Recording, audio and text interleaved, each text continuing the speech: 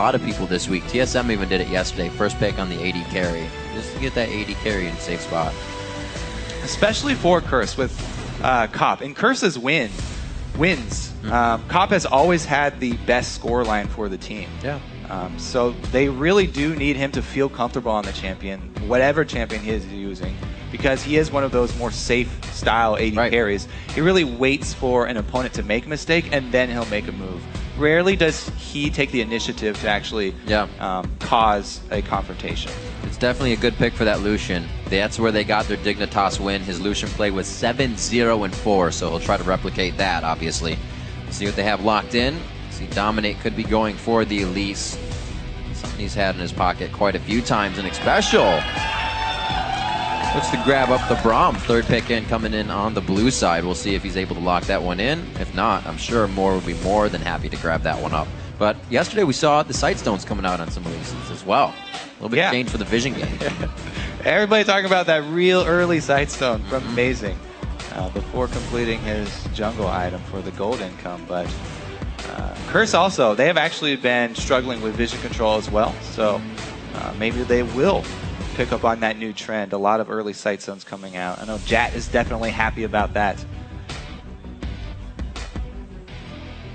Could be the Corki for Vasily, making his way back in as well. Something that was denied yesterday in a few games. Has taken a lot of priority in the position of AD carries lately. Talked a little bit about the Braum as well. Like Specials yesterday had a loss on Braum. Moore had a win. So they kind of just hover over him back and forth. Morgana saw a lot of bans yesterday with Braum going through. Today, both of them get through. Yeah. Morgana is good against Braum because she can Black Shield one of the stuns, but he can set up multiple different passive stuns. So she's not really a hard counter. Do like this lane though, Morgana plus Corki. Corki really has a strong mid-game power spike. And even in laning phase here, if you get hit with a binding, he can dump out a lot of magic damage, which is extremely effective in laning phase if they do go in a 2-versus-2 situation, because a lot of AD carries will not run full magic resist for their glyphs. We'll see Vasily, his first time on Corki here in the NALCS. He's got a band against him yesterday versus EG. Now to lock in for Curse. The slow hovers for these guys. Everybody's kind of taking their time. Yesterday we saw some quite fast champion selects. And the slow wait here, looking for something to support Cop. Get him into safety. Give a top laner over to Quas.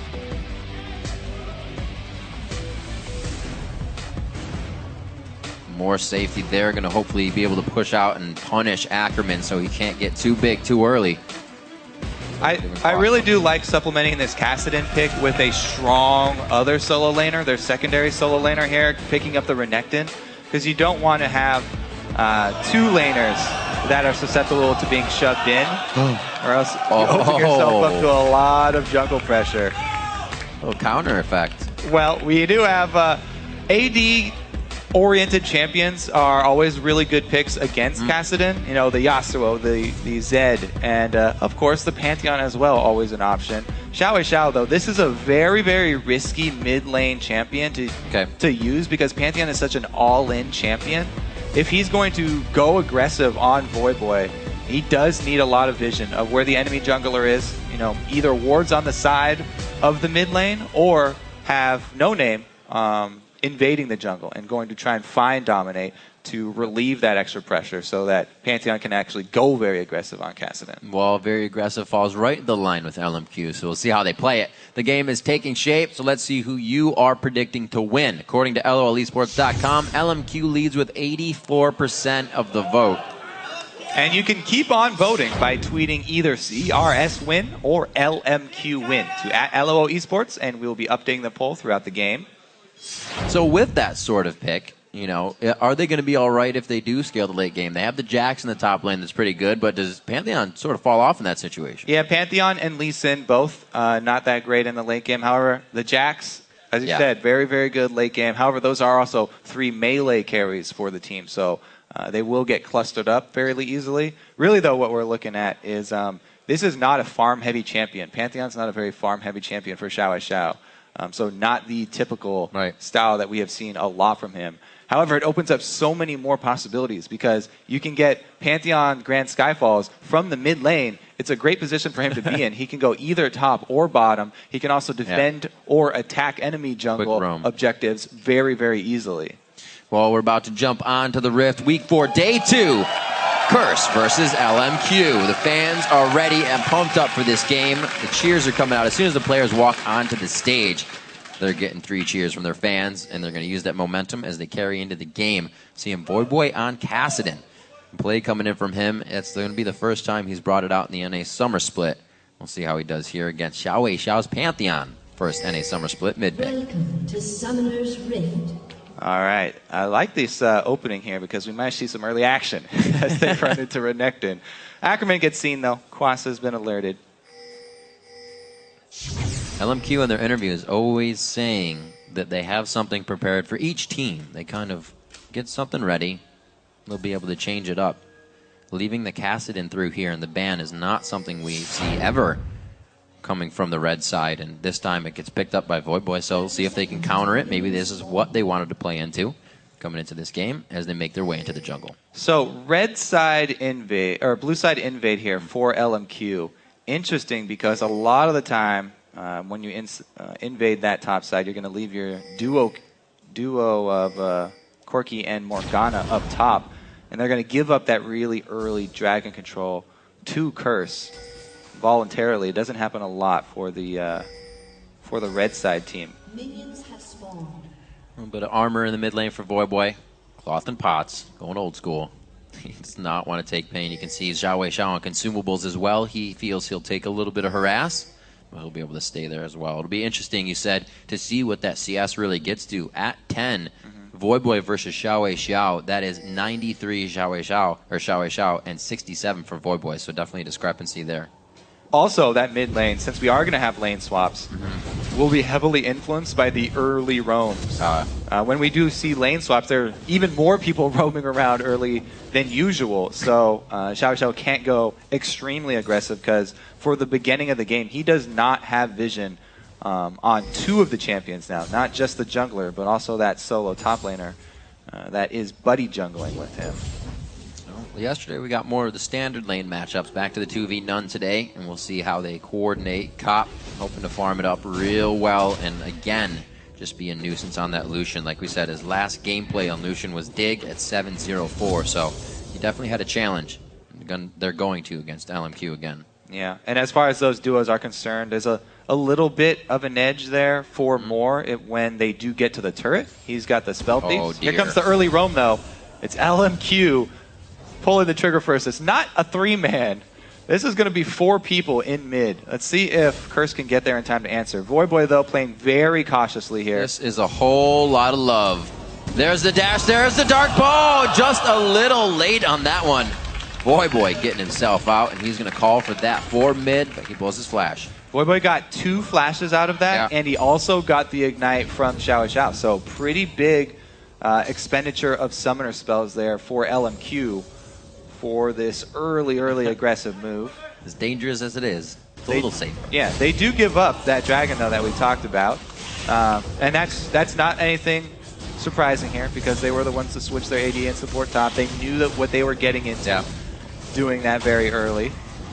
They should as well estimate the timer. That's something a lot of teams really should be looking to do when they give up these early dragons. Not giving up on mid here, though. No flash. Right on the backside, he hits it. The Dark Binding misses this time. Wait a minute. Voyboy, he almost gets the Q shield to come up nicely, but he goes down. Xpecial could fall here as well. And they give up quite a bit for going for that dragon. Yeah. Especially with it not being worth that Xpecial much. looked really cool jumping in with the Superman save there from Braum, but they did not have enough people to back it up. And, you know, good intentions are great, but he just did not have the power to save Voyboy, so threw his life away there. Well, LMQ is definitely showing that they are playing the picks the way they should be played. They're trying to get the early aggression in. They're trying to get this started, so Curse has no time to ramp up. Yeah, they definitely had the game plan of focusing Voyboy early here. And they want to get Xiao to the point where he can freely roam, because if he puts down Voyboy early, then they gain so much map control. even though Voyboy has teleport, if you pressure him enough, keep it on cooldown for long enough, there's no way he can answer Xiao Wei Xiao gank for gank, because Pantheon's ulti has a lower cooldown than the Summoner spell. So he can make a lot more plays on the side lanes than Voyboy will be able to. And he gets to take a combat summoner of Ignite. Voyboy doing what he can, throws down 2 wards, and they're instantly being cleared out. Yeah, I talked about having vision in the mid lane and how important that was going to be for Xiao Wei Xiao. 2 ping. They are taking this to a whole nother level. I didn't think they were going to put this much effort into the vision control around mid lane, but this whole game is revolving around mid. I like it. He called for action, Kobe, and we're getting a bit of it. Quas now entering the fray here. The AD carries are having a field day in the top and bottom lane. Oh, Quas!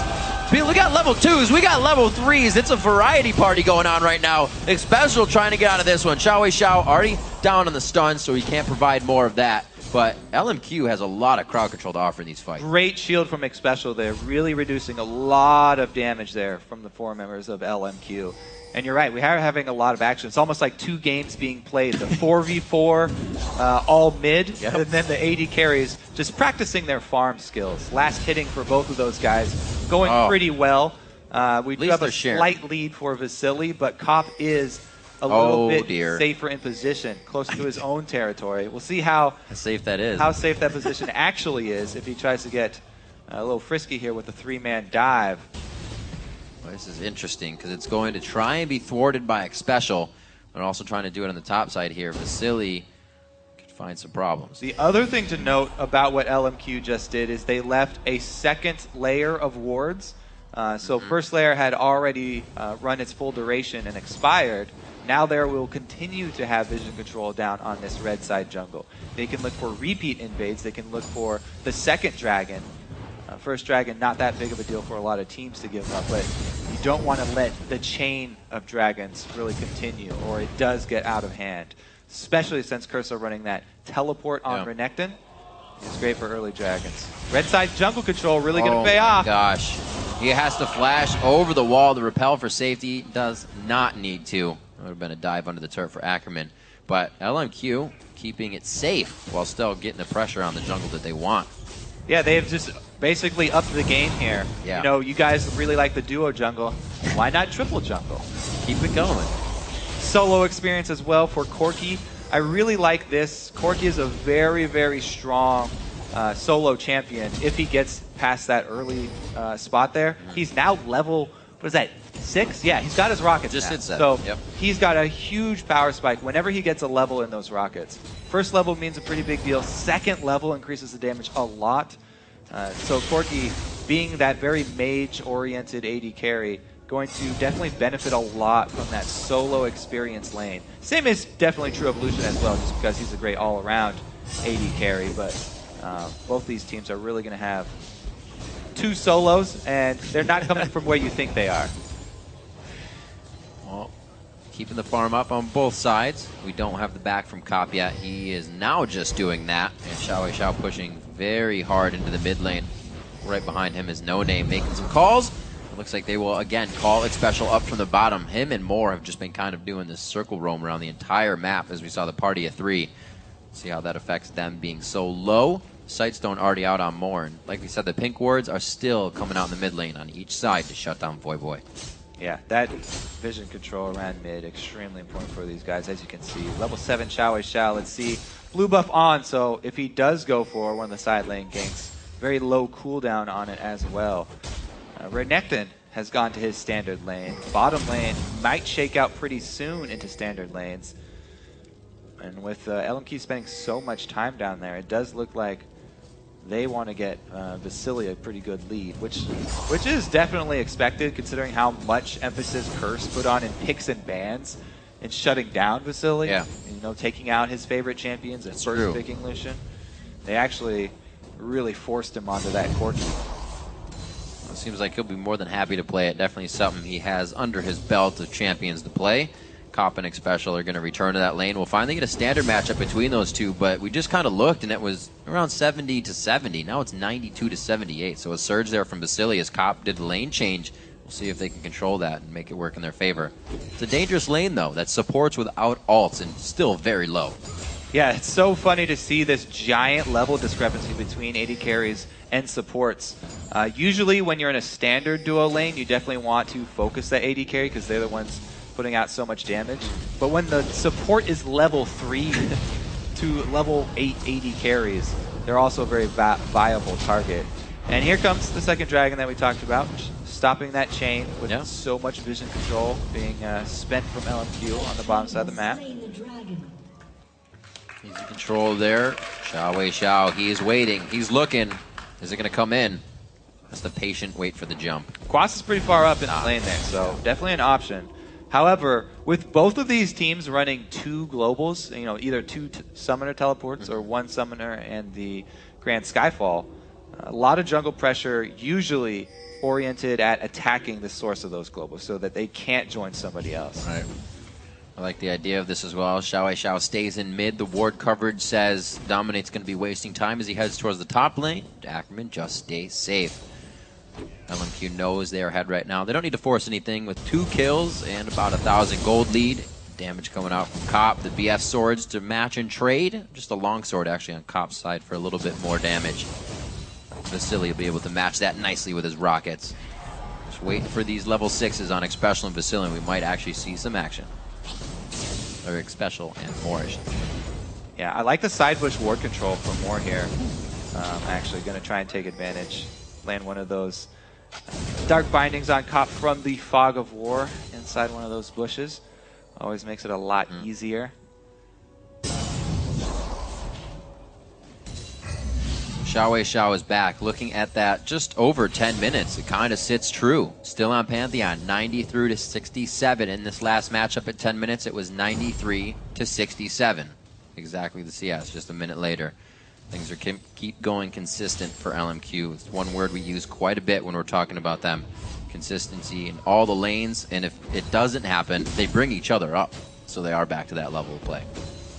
Yeah, definitely they're playing consistently, and that's true to the name. I think the biggest surprise has been the constant 4 pink wards set down around this mid area, which has really allowed them to make a lot of their plans originating from this mid lane. There's the binding that finally hit. Ooh, he throws up Unbreakable. Already got the stand behind me on, so there's the added armor for Cop, but they're going to throw back the culling. Can they get the concussive blows on? They cannot lock down more any further, and they're able to get out safely, but he is bleeding. He's going to have to go home and patch that up. Both summoners using the bot lane along with heal, so huge advantage to Chris here. So much trading going on. Bottom. Oh, Vasily trying to go ham on that one. Looks like they're going to get a jump in as well. Xiao's going to be all alone on the deep dive here. Right to the turret. Unbreakable for Xpecial. Throws down the Glacial Fissure. The Ignite is ticking. First blood to Xiao and the man drop. Boy cancels his teleport from mid as well. I was going to start talking about not first blood. So much trading down bottom with 4 globals on the map for each of these teams having 2. Sooner or later, that powder keg was just going to explode, and it goes off for LMQ there. Vasily making the very aggressive move, valking forward, and only 1 teleport going to come in since Quasas is down, having to use it for laning. Same for Ackerman there, but the jump from Pantheon definitely shows. Much quicker than the reaction from Boy. Wasn't able to pull that off. Xiao's first kill. Get me so excited. It's the 3rd kill of the game. We're already in. Blood has been spilled. Blue buff over to him as he loves to get everyone. Actually was only able to get 2 blue buffs in the previous game against EG. Here as he fights in mid lane. Stand behind me from Xpecial. Almost gets there in time. The crowd control you can see though. What can potentially be from that team when they get a good catch. Great flash there from Xiao. I mean, the point blank Braum Qs is a very popular strategy, jumping to your own minions so that you can guarantee the hit. But even then, it's not guaranteed, as Xiao just proved. So definitely a good flash saving his life there. Good credit to Kirsto, coming off right with the blue. They want to get it out of the hands of Xiao so he can't do any more damage with it, but thwarted. LMQ is usually a step ahead in seeing what's going to happen. Their vision has died down a little bit in mid. Want to be sure to get that back up quickly. Damage being built by Xiao here. BF sword after the brutalizer. He is looking to go hard and finish this game fast. I do like early armor penetration on Pantheon. It's all about getting very quick kills when he jumps in, because, as we said, he's an all-in champion. No escapes after he jumps. Coming up on 15 minutes in the game. A shutout in kills and turrets so far onto Curse. LMQ has been able to break 2 of those on the map. Voyboy still holds his turret strong, even though he's been quite a focus in this game. And he's only died once, but you can already see building up a Glacial Shroud immediately for that armor defense. Yeah, so it's kind of misleading because at first glance you think, oh, this LMQ team is mostly armor, but it's not. It's not actually armor that's really going to protect you from this team because there's so much mixed damage from Jax and Corki. They have a substantial amount of magic damage as well. What's really important are attack speed slows, because that still does hinder Jax damage a lot. So going with that Frozen Heart would be a very good pickup for Voyboy. I'll be interested to see if he actually goes Frozen Heart or if he goes with the Frost Gauntlets. And see how early he wants to get one of those items, because Frozen Heart would definitely do a lot of work against his team, but LMQ have a very strong mid-game with the Pantheon, Corki, and Lee Sin here. And now stacking Bloodthirsters as well. With Xiao Xiao and that Bloodthirster, it'll be charged in about 30 seconds, so he'll be bringing full damage into the fight. Also, Voyboy's teleport is just now coming up, and Dragon's got 5 seconds on it. This could easily be a 5-on-5 down around Dragon. Curse sitting at a 3,000 gold deficit. Oh, wow, what a great flash play. Dominate just hit one. They try it again. The Glacial Fissure knocks up more so they can get what they want out of this. And those are the plays that we remember Curse doing from behind in gold. Yep, and we were talking about Curse's confidence coming into this game. They've been a little bit hesitant to make decisive plays like that. Really, really big pickup for them right there. Props to Dominate. Yeah. Seeing the play, going for it at the perfect time as well. They know that Dragon's up. If they make one of these picks, at worst he's going to blow a flash. So at worst it will be a flash trade. 100% worth it to try and make that play right there. And not only do they get the kills, but Dragon boosts them right back into this game. That was definitely a situation of not fully respecting the team standing in front of you. Xiao Xiao just waltz in right in front of the entire Curse team. Dominate makes a great play when they start taking down turrets across the map. Curse gets their first turret out of this kind of scramble. They also lose one as well, so LMQ is keeping their gold up as well. Ooh, sneaky, sneaky Xiao Xiao. This push hurts a lot. Qua's trying to get out of this situation. He is 11-9, and it looks like he's going to walk right into more. The jump goes up, and it was to stop Quas, but they're going to be able to cycle back around on this one. Sonic Wave into Resonating Strike. And one last kick to the chin. Quas goes down 4-2, coming up on 18 minutes in the game. All right, so pick up there. Xiao Xiao gets an assist at least for all of his bush troubles. And we always have to remember that LMQ, while the 4-man squad is really mid-game oriented, they do have this insurance plan of the Jax for the late game too, if it does go late.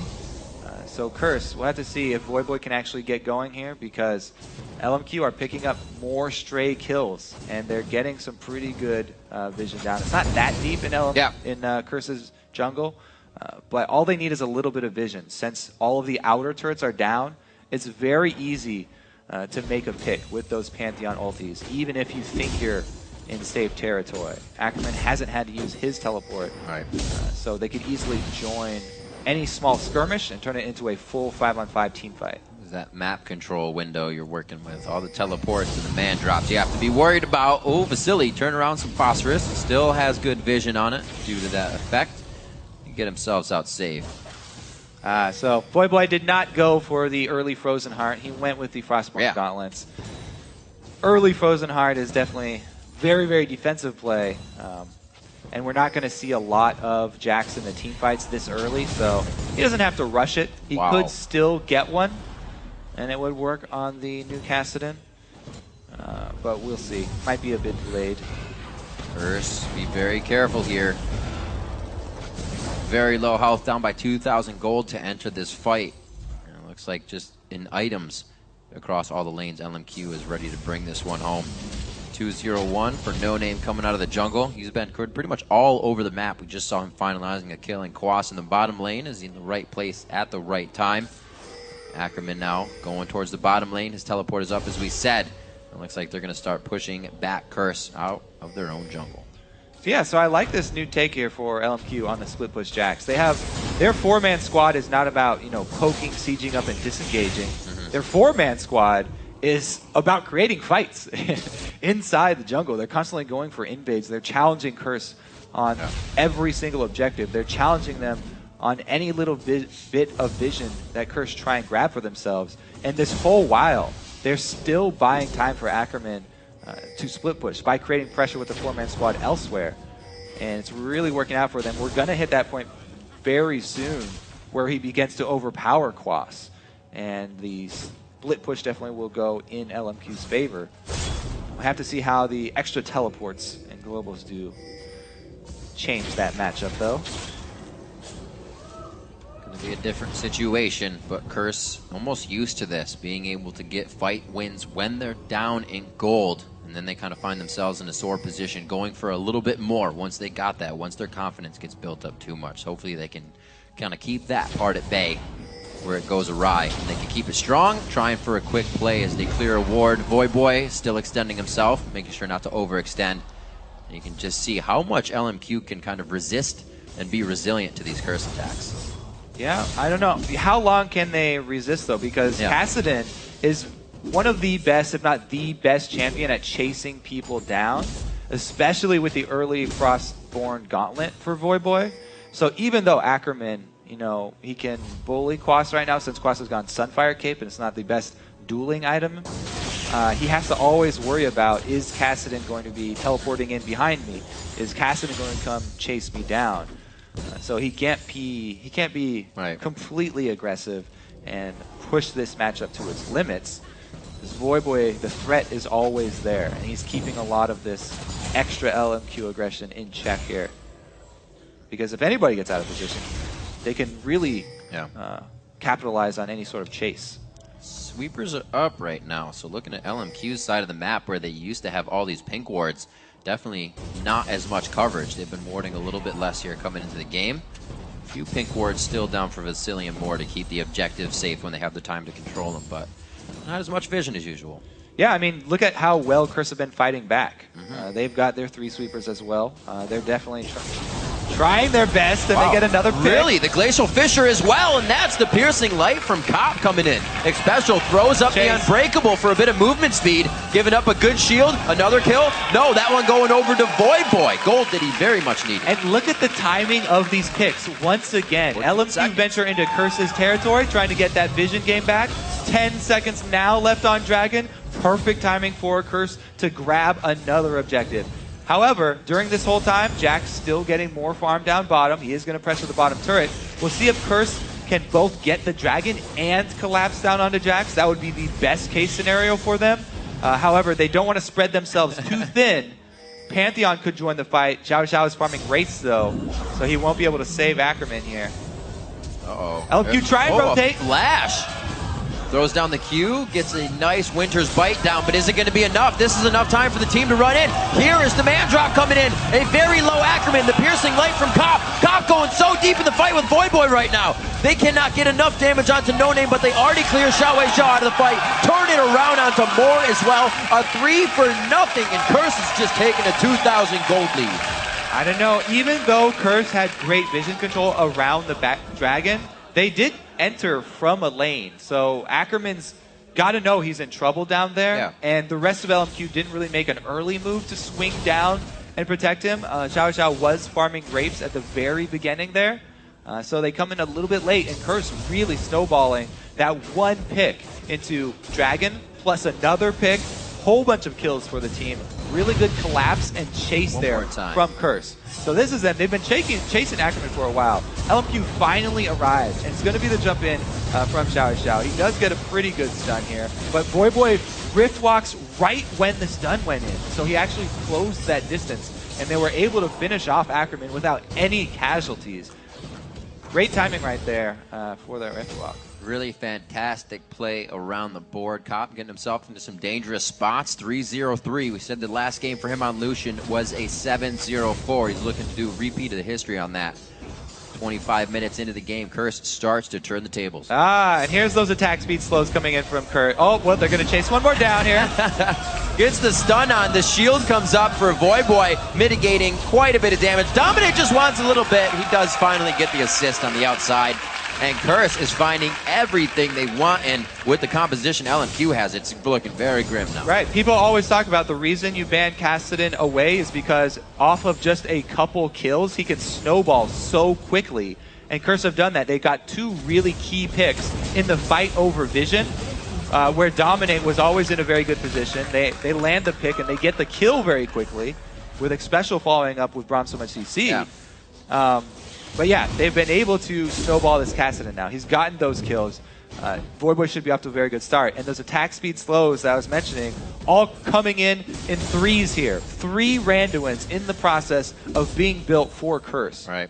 That's going to be great defense against all members of LMQ. Well, we got to make sure we mark the confidence. They're playing it well, but will they overextend themselves? That's when they get into a dangerous position. The last 5 minutes have been a huge boon for Curse, putting themselves in the lead 8-4, and they're almost evening up the turret game here, but it already seems like they've kind of taken back map pressure. Yeah, we'll see how well they can actually end out the game, because this has really been key for a lot of the teams. Yep. So many teams can get early leads, but the ability to finish without a team comp that's obviously Siege, without a team that's obviously great at poke like Nidalee or something like this, a lot of teams have been struggling with these more team fight oriented groups of champions. The wrinkle in this match is that there's so much global movement with all the teleports and the Grand Skyfall. It's really going to be all about the split push and how quick these teams can change lanes. It's not going to be really big 5v5 setups at a turret, the sieges. I think it's going to be really all about the use of those globals and keeping track of your opponent's timers on their ability to traverse the map. LMQ has definitely went back to the warding, but you can see it's almost a defensive line of security they've put just behind Baron, a little bit across mid as well. They want to know if anything enters their jungle. Previously, they were all in Curse's jungle, trying to find everything they could. Now they're thinking twice about it. We got 0-0 and 7 on Dominate. Have to remember Dominate's flash cocoon to really start everything off on Xiao Zhao in the mid lane. Seems like Curse is just kind of riding that momentum right now. All right, let's see, because they are going to have a clash here over Vision once again. This time it's in LMQ's territory. You can see the swing of the game as the battlefield and the gold have both swung up to LMQ territory as Curse, after that last chase, gained a whole bunch of gold.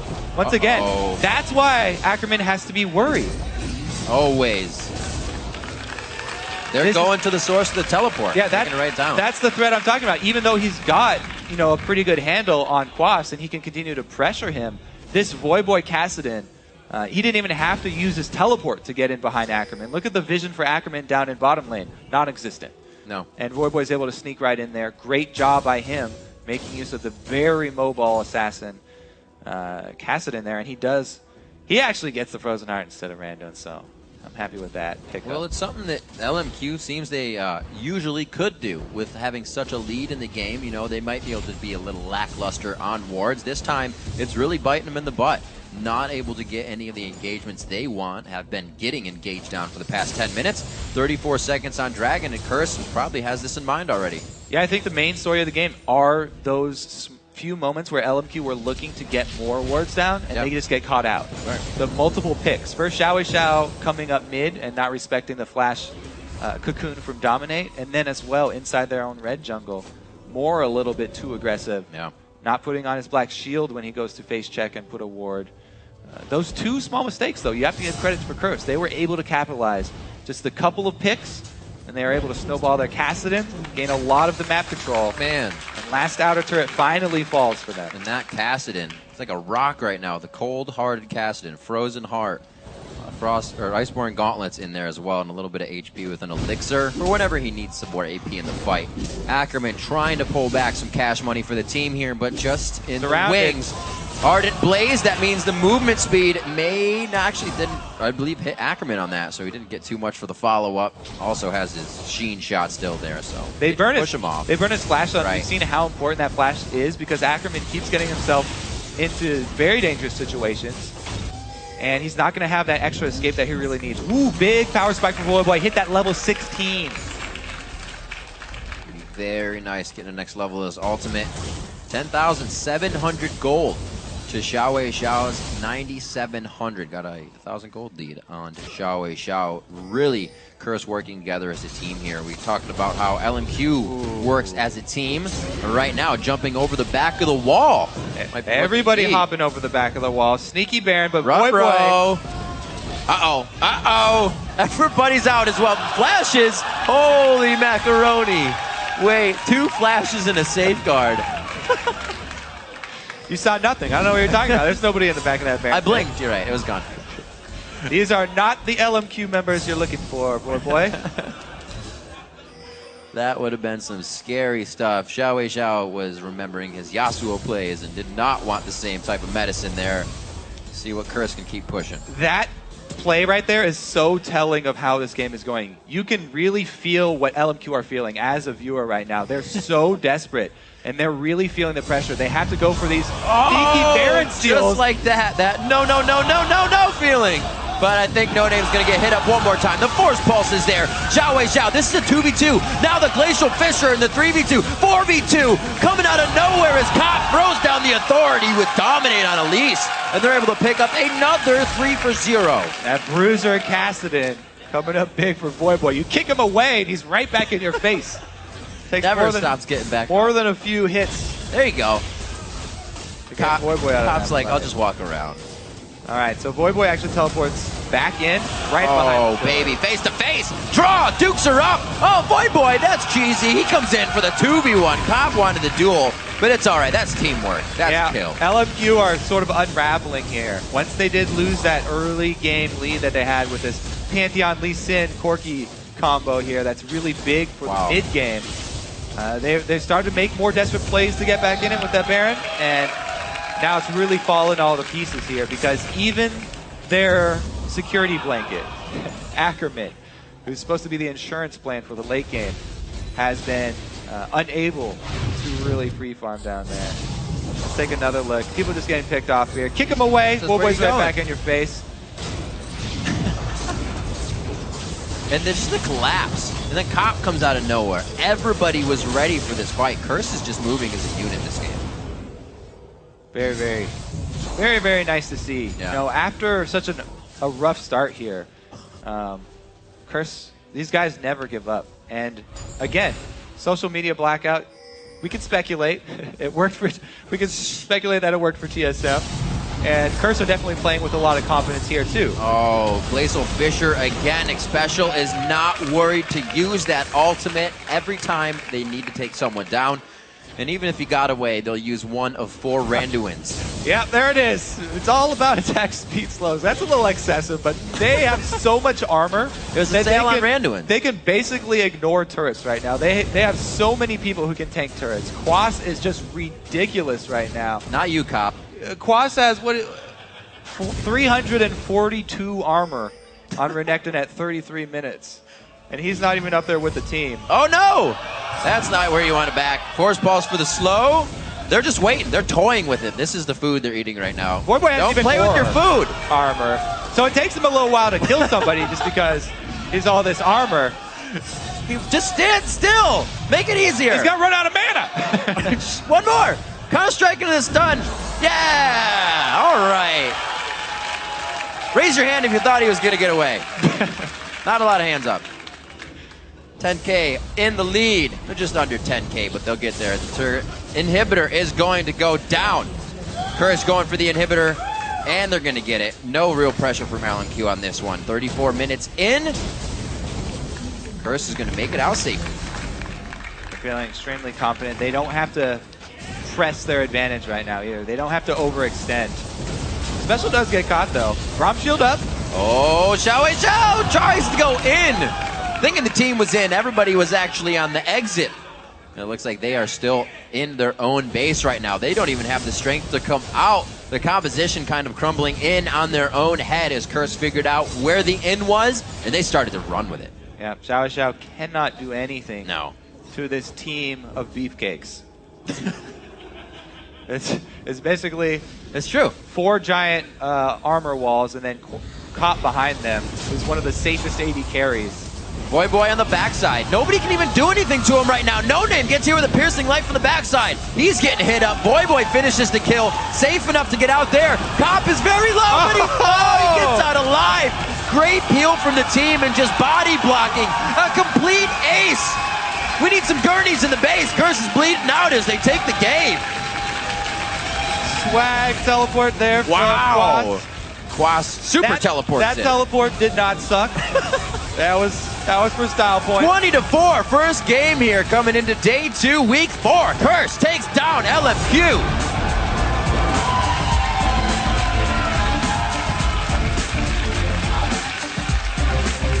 Even these teams that are on the bottom of the standings in North America easily take a game off of the top of the table. Kobe, we said that Curse would always have someone that played well, and then the other team couldn't follow up. Everybody played well this game. That's what happens when Curse comes together as a team. They take the W.